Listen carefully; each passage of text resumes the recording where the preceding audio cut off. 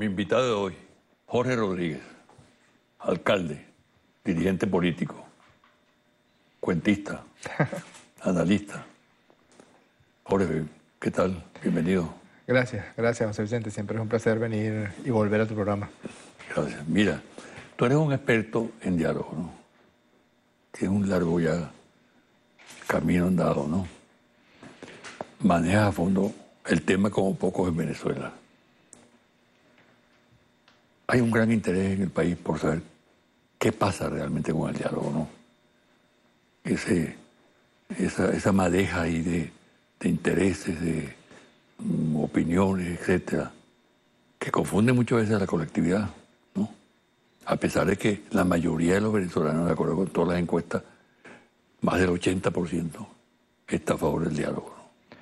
Yo creo que quienes se han convertido en unos verdaderos expertos en el diálogo ha sido la Revolución Bolivariana, el gobierno bolivariano primero con el comandante Chávez y ahora con el presidente Nicolás Maduro. Siempre han tenido una profunda vocación y disposición para el diálogo, en primer lugar, con la sociedad.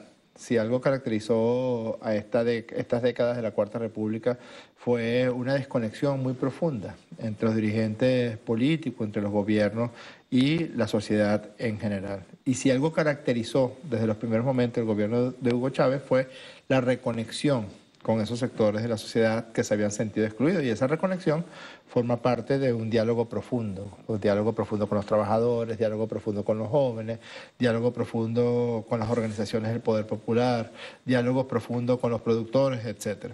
Y además ha habido en las distintas etapas de la Revolución Bolivariana una disposición para el diálogo con la oposición política en Venezuela. Varios son los ejemplos. Tú fuiste partícipe de algunos de ellos, de los más importantes, inmediatamente después del golpe de Estado de abril del 2002. Cualquiera esperaría que el gobierno de Hugo Chávez hubiera tomado represalias para quienes perpetraron ese golpe de Estado y a lo que inmediatamente llamó Chávez fue al diálogo.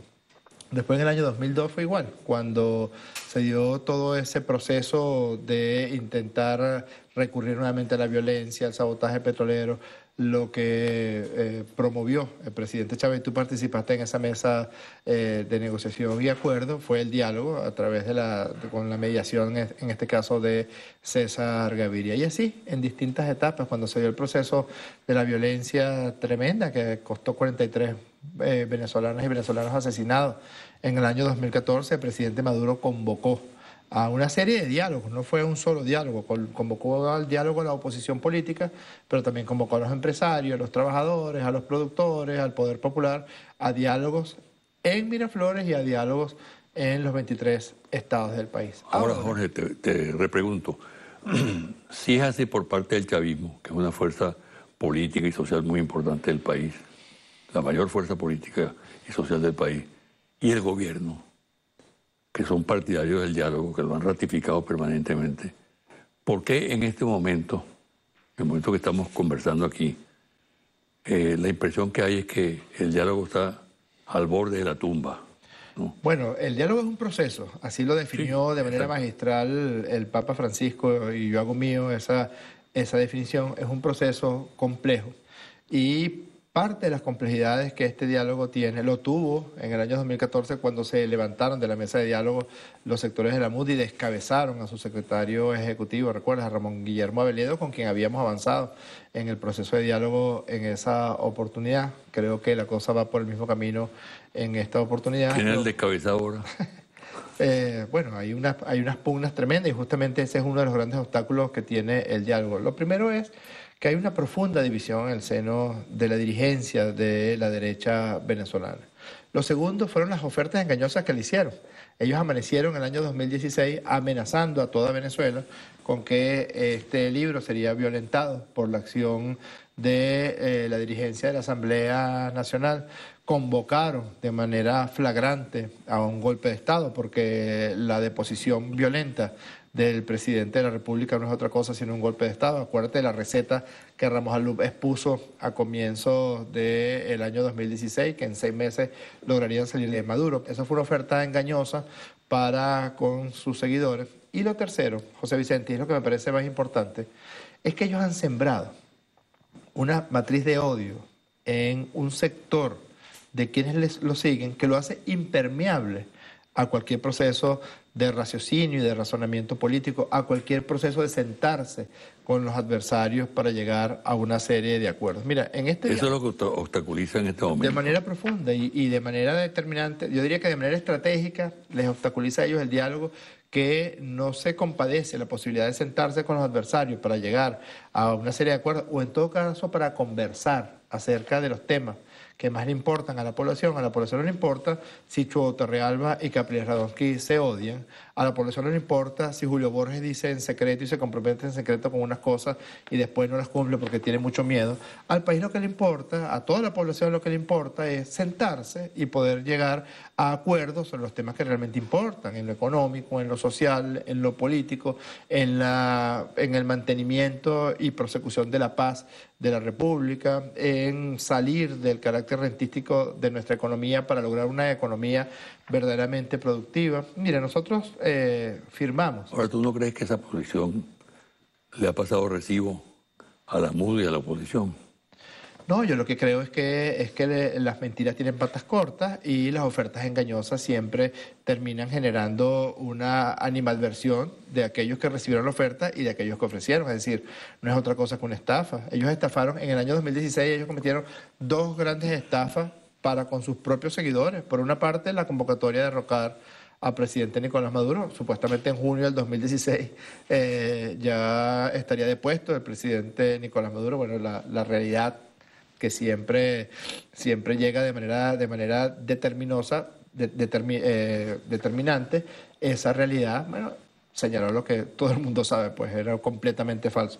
La segunda oferta engañosa que hicieron fue la convocatoria de destiempo de ese llamado referendo a través de un profundo y un gigantesco fraude que cometieron. Entonces, desde ese punto de vista, la gente termina diciendo, bueno, si lo que tú me estás diciendo siempre es mentira, ¿por qué tengo que seguirte creyendo las siguientes mentiras? ¿Qué elemento probatorio puedes tú presentar en este momento? Fíjate, José Vicente, que apuntale lo que estás diciendo. ¿Cómo no? Se han difundido muy pocos estos documentos que firmó la oposición venezolana. La oposición firmó un documento en el mes de noviembre, de forma conjunta, con presencia de los acompañantes, que se llama Declaración Conjunta Convivir en Paz. Es yo creo que es una de las declaraciones más importantes que han habido en Venezuela en los últimos 10 años, porque establece un compromiso por parte de la llamada MUD y de las fuerzas de la revolución a desarrollar el trabajo político sin recurrir al insulto, sin recurrir a la diatriba, sin recurrir a los intentos de violencia o de fuerza en contra de una fuerza política. Y bueno, si algo resulta obvio es que incumplieron de forma palmaria con esos compromisos. Aquí está además los compromisos a los que llegó en presencia de Monseñor Cheli, del presidente Samper, Rodríguez Zapatero, Martín Torrijos, Leonel Fernández. Llegamos a una serie de acuerdos, a 5 acuerdos en el área económica y social, en el campo político, en el campo de soberanía nacional. La oposición dice que ustedes no cumplieron esos acuerdos. Completamente falso. Nosotros cumplimos absolutamente todos los puntos. Y en la condición de proceso que tiene el diálogo, nosotros estamos todavía sentados en la mesa de diálogo, se establecieron mesas por cada uno de estos puntos, mesas de trabajo, se avanzó de forma determinante. Lo que ocurre es que hay un sector de la dirigencia opositora que no quiere el diálogo, es así de simple. O sea, Capriles Radonsky está completamente negado a la posibilidad de conversar y de discutir y de trabajar con los temas fundamentales del país. López. Los sectores de Voluntad Popular, que es un partido que tiene dos compulsiones muy peligrosas. Uno es una compulsión a la violencia, de forma permanente, de forma reiterada. El Partido Voluntad Popular recurre a la violencia. Todavía nos deben los 43 muertos que por su acción irresponsable se provocaron en el año 2014. Y luego tienen una patología psiquiátrica que se llama hibristofilia, que es una parafilia que se dirige a que tienen una atracción muy peligrosa hacia personas que cometen delitos muy graves. Ahí tú ves el caso de Pérez Venta, que era uno de sus dirigentes juveniles, bueno, es un descuartizador. El caso de Gilbert Caro, que es un asesino, un narcotraficante, pues ahora lo ensalzan como un héroe de Voluntad Popular. Hay un grupo de gente entre el sector dirigente de Voluntad Popular que tiene esa parafilia tan preocupante. La posición de Primera Justicia. Es una posición que creo que tiene que ver con la profunda división que hay ahorita en su seno. Ya no lo pueden ocultar. La diatriba brutal que se ha generado ahora, por ejemplo, entre Capriles y entre Chugo Torrealba, tiene mucho que ver con el control del partido Primero Justicia, la tibieza y el incumplimiento de la palabra a la que tú y yo estamos acostumbrados por parte de Julio Borges, tiene que ver también con quién va a controlar Primero Justicia, y en última instancia soltaron unos demonios que ahora no pueden amarrar, que es el demonio del odio, el demonio de la violencia, el demonio de siempre denostar del chavismo, de los dirigentes del chavismo, de los símbolos del chavismo. Hace poco uno veía una cosa brutal, espantosa por parte de Ramos Alub, que yo no creo que sea un viejo loco, yo creo que Ramos Alub tiene un plan, así como el discurso de Hitler prendió en sectores desesperados de la población alemana, el discurso de Ramos Alub está dirigido hacia esa parte de la población que fue profundamente infestada por el odio. Cuando él insulta a Ezequiel Zamora, cuando él insulta a Simón Bolívar, cuando él insulta a Hugo Chávez, lo que quiere promover son dos cosas. Uno, que ese discurso violento, extremo, prenda en ese sector que se enfermó, producto de la guerra psicológica y de la guerra comunicacional. Y otro, tratar de mantener en la desesperanza a las fuerzas de la revolución. La respuesta ha sido, yo creo que ha sido muy contundente y muy hermosa. Tú ves la cantidad de pueblo que se regó por el Paseo Monumental de los Próceres para acompañar al bicentenario de Ezequiel Zamora, y esa es la respuesta que Ramos Alub se merece. Y si ves la cantidad de gente que colmó las calles para llevar a Fabricio Ojeda al Panteón Nacional, es también una respuesta a los asesinatos, a la violencia, a los insultos. Yo creo que ellos hicieron una apuesta muy riesgosa que ya creo que les fracasó, que es apostar a cualquier cosa que signifique violentar la Constitución. Ellos apostaron a que la violencia se impusiera, porque la paz es enemigo de sus objetivos políticos. Te pregunto, ¿es esa la actitud de todo el sector opositor de la MUD? ¿O hay algunas diferencias? No, hay que decirlo, no sé si eso lo favorece, pero hay que decir que hay sectores dentro de la dirigencia de la oposición venezolana que promueven una estrategia de paz. El caso del gobernador Henry Falcón, por ejemplo, que él asistió motu propio, no fue invitado por parte de la MUD, y fuimos nosotros, los factores del gobierno bolivariano, quienes dijimos, ¿por qué no puede estar el gobernador Henry Falcón en la mesa de diálogo si un representante de la oposición tan legítimo como puede ser Carlos Ocariz? Y casi que fue impuesto por parte nuestra que el gobernador Henry Falcón participara. Incluso, yo no sé si esto es una infidencia, pero bueno, me atrevo a hacerla. Una confidencia, ¿no? Incluso Capriles Radonsky propuso que sacaran a Henry Falcón y que él fuera el representante de los gobernadores, porque en el punto 5 del acuerdo de esa mesa del día 12 de noviembre del 2016 se propone incorporar un gobernador, y nosotros hicimos esa propuesta de manera de que el gobernador Henry Falcón estuviera por la oposición y por parte del gobierno bolivariano estuviera el actual vicepresidente Tarek El Aissami, gobernador del estado Aragua para ese entonces. Pero resulta que Capriles en esa misma reunión le dijo a sus representantes, o a los representantes de la MUD, porque Capriles ya ni siquiera está dentro de la MUD casi, les dijo que no, que si iba a ser Falcón, él prefería ser el representante de los gobernadores. Ahí está, por ejemplo, el caso de Manuel Rosales o el caso de Timoteo Zambrano. Un nuevo tiempo, ¿no?